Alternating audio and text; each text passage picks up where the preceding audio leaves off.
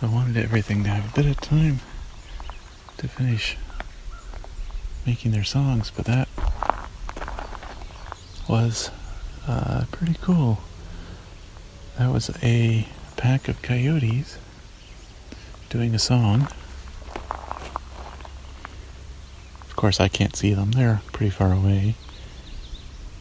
I thought at first that was just a cow again, but no, that was an actual song chorus.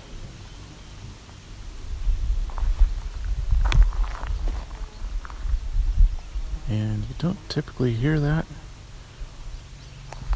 with, what was it, about an hour and a half of sunlight left?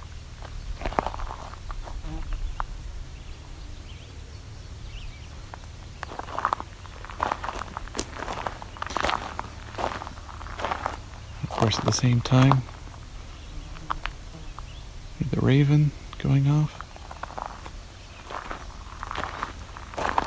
Of course, at the same time, with the ravens calling.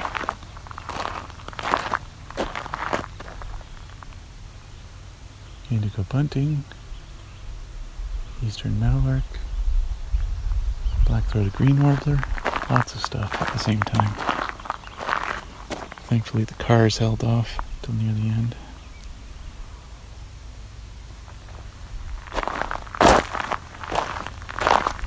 So is that pack of coyotes dangerous to me? Probably not.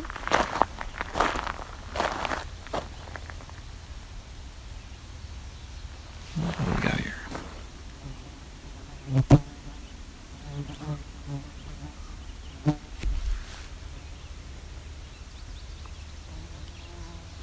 I don't know if anyone in Ontario has been injured by coyote in the last while.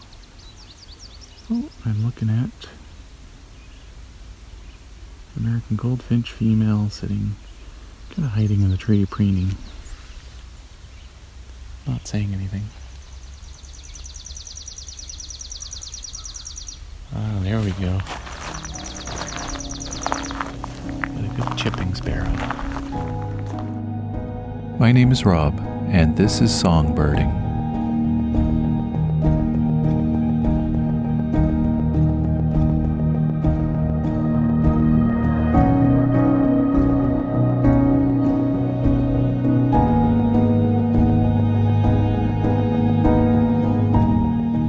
It's been nearly an hour and I only just got to the dead end. One would think that returning back the same way I came would mean there's nothing new, but the inhabitants of Swan Lake still have some more songs to share.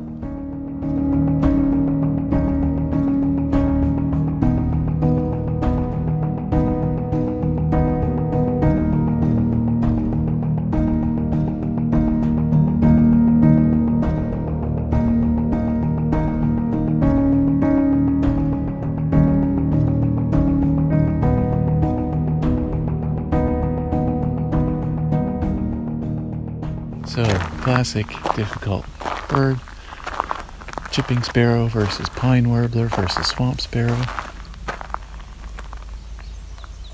Swamp sparrow is a bit slower, more ring to it. Chipping sparrow pierces a little harder. That's a call. But all three of them really, it's context. Context really helps. This is not a pine tree, though there are pine trees nearby. It is a tree out on its own. Looks to be possibly an ash. Some kind of deciduous tree with compound leaves. There's a blue jay in the distance. But also I heard the calling of chipping sparrow, all that tick, tick, tick, tick going on over here, high pitched. Pine warbler is usually a lot softer, tend to get louder, quieter in more dramatic ways than the chipping sparrow do. Swamp sparrow would be not at the top of a tree like this. They would be in wetland, maybe at the top of a small tree, but not a tall one. But also it has a lot more of a ring to it. That's the way I describe it, more like a bell. Ting, ting, ting, ting, ting.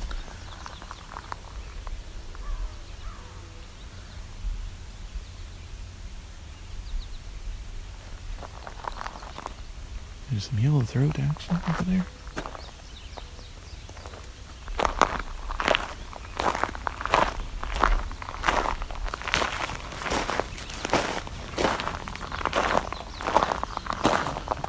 There's Indigo Bunting again, lots and lots of them. It's a goldfinch. Oh, here comes a flock of, looks like rock pigeons. Yep. Also known as rock doves. 4. That's about 9 of them. And they're not saying a thing. Oh, but they're coming to land in a tree. So, or they changed their minds. And they were going to. And I think they're still going to. They're just coming back. Slowly deciding whether they should land or not. I'm going to go see them. Maybe they'll say something. This microphone's pretty good, so you might get to see whether or not they'll even let me get that close, but we'll see. Pigeons aren't usually too shy. However, these are country pigeons.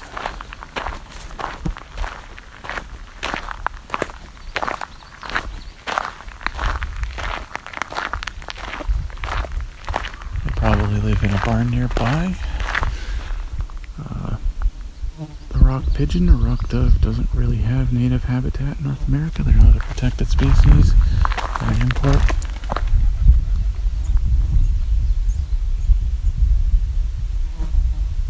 Yeah, they didn't like me getting close to them. They're going to land at the next tree. Most of them, at least.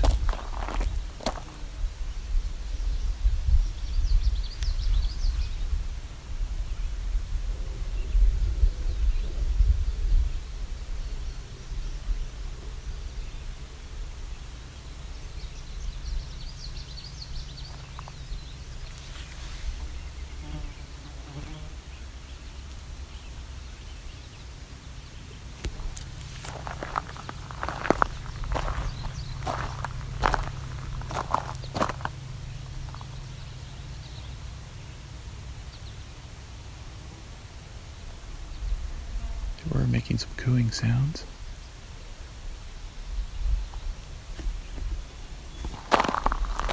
In the city, of course, pigeons sit on buildings, sidewalks, anything they can sit on. The equivalent out here is dead trees.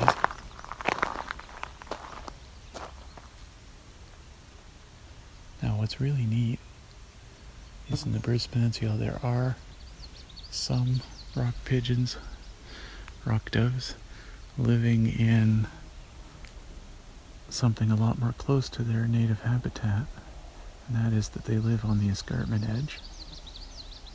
The reason they take to building so well is they're used to mountains, cliff sides, rocky areas like that. That's why they're the rock dove or rock pigeon.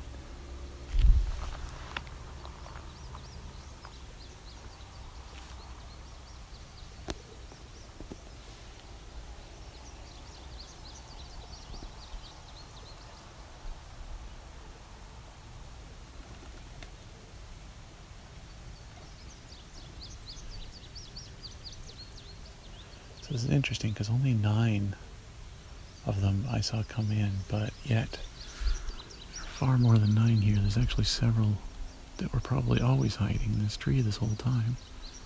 3, 6, 7, 8, 9 in the one tree, and 3, 6, 7, 8 on the other. I've got 17 of them here.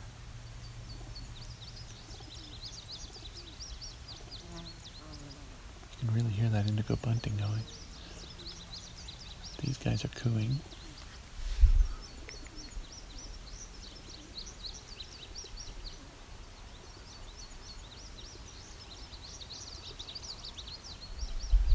These rock doves are a mix of colors, mostly gray, but some are red, kind of a rusty red.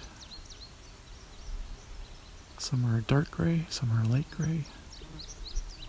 There are no white doves here in this group.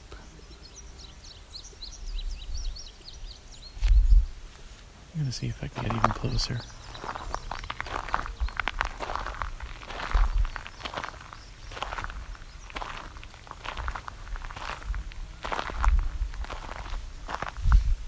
Now I'm seeing even more. 4, 7, 8, 9.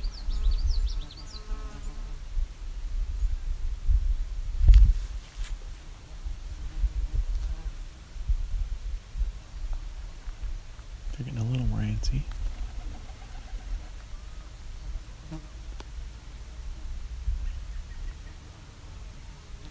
Of course, getting a lot of flies here too.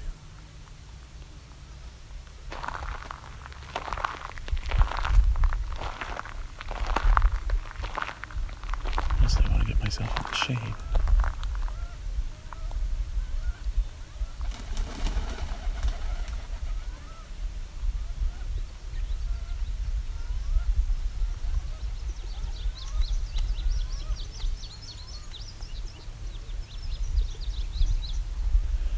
Mostly decided to join their friends in the other tree.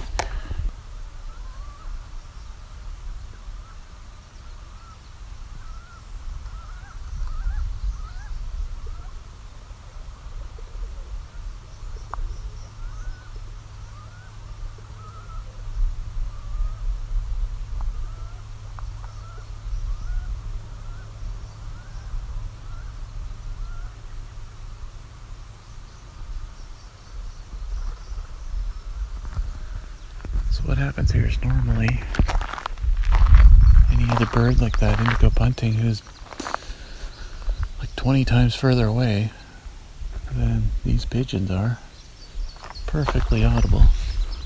It's because of the frequency and intensity they have. But yet these guys, they're so subtle and low pitch that doesn't travel far very easily. I have to be practically on top of them to get a good recording.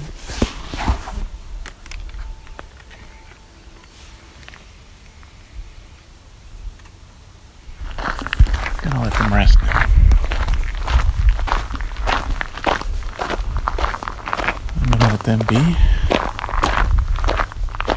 Got some photos of the nice iridescence on them.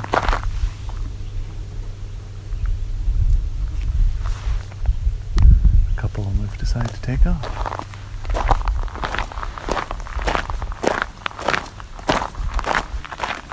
Well, if you can believe it, I've been here nearly an hour. It has taken me that long to cover what is probably 200 meters. This is a very abundant space right here. And it's all between 6:30 and 7:30 p.m. mid-July.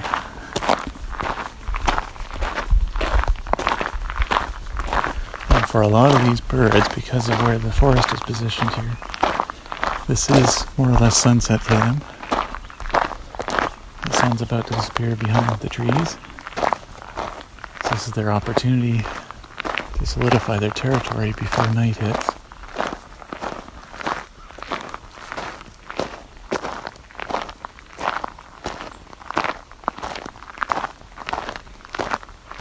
Oh, a little bird in front of me.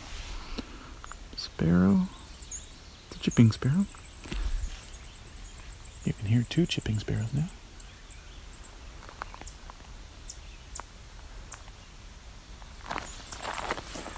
What's this? Ah, so you hear 1 chipping sparrow, and the other thing you hear is an American redstart, actually. Female is not too happy. I'm probably near her nest. And this other higher pitched one is the chipping sparrow. Could be the one that was singing before.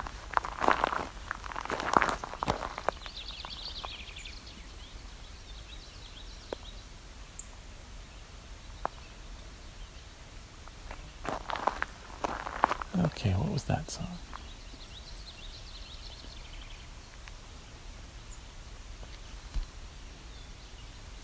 It's a says Indigo Bunting, but there's also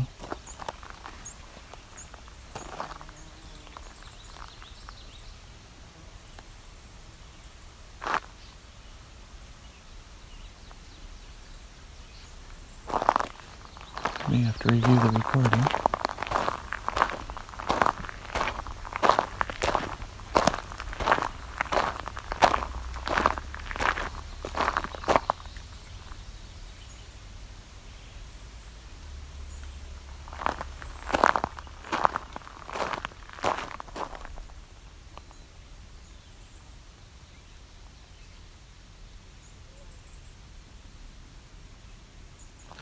There's a woodpecker in there, pecking away. I was wondering what's making that sound. Okay. So, something made an interesting song in there.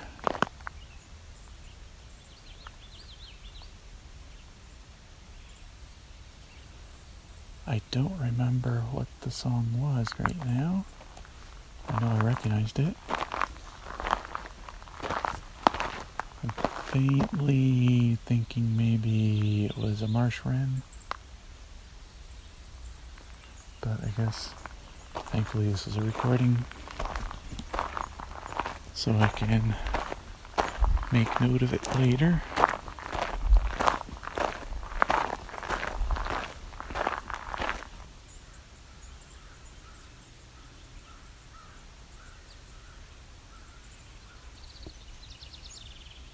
Okay, there's our house wren actually, not marsh wren. That's a house wren. We heard earlier.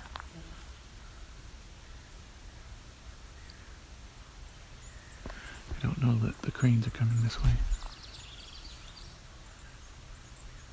So crows are interested in something,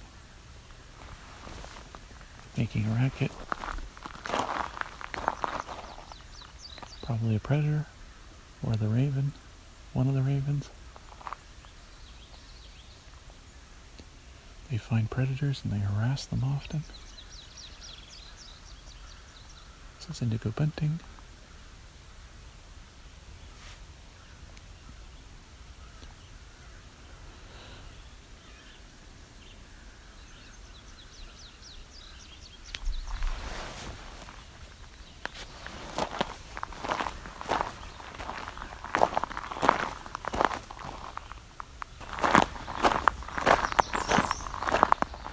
Well, that's an interesting one.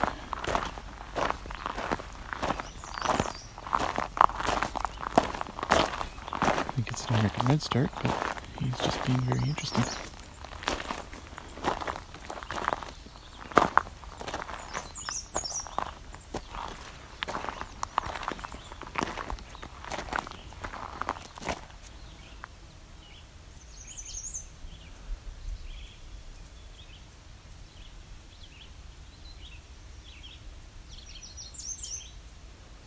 You can hear all that variability. That song changes.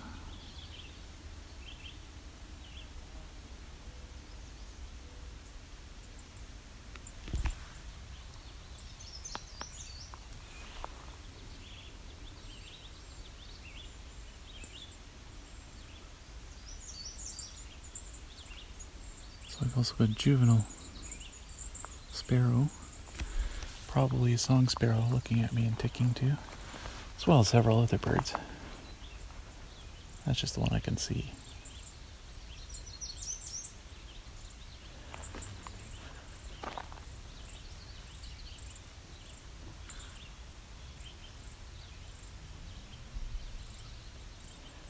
The only thing American redstarts are very consistent at is that they warble and it doesn't go on for very long.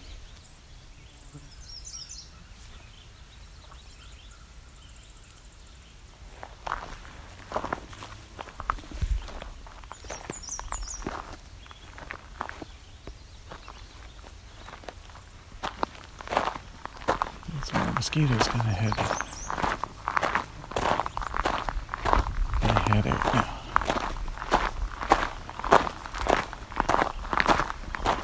It's very singy here right now, so it's tempting not to leave.